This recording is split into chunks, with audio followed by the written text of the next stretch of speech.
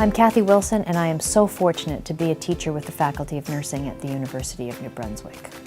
I think that as an educator, my goal is to help move each student as far as I can in the learning trajectory.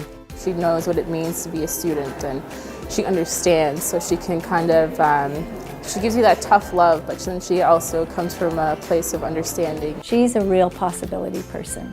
So Kathy thinks outside the box. She's very student-centered in her approach in the classroom, and Kathy will try new approaches, and she can level her teaching to first-year level or to a master's level and help those students learn in a very, very meaningful way. Even if there are people that you didn't go to school with, but you know them the best. She has a lot of enthusiasm and energy, and she has a way of incorporating humor and sarcasm, and it's just who she is, but it just makes the learning environment quite relaxed, and you feel comfortable being able to share your opinions even if they're different than hers. Kathy's been very involved in the Aboriginal Nursing Initiative, and she has really gone out of her way to help in planning for our orientation session. There were very few Aboriginal people coming into our program prior to 2008.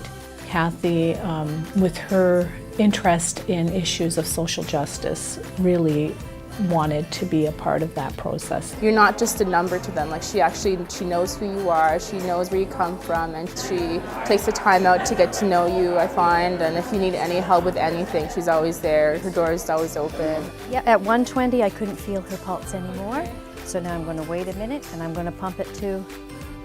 She's very motivated herself about learning and feels very passionately about learning and about her principles and values that she brings to class, and that motivates you as a student to do better and to reach for the stars when you're in her class.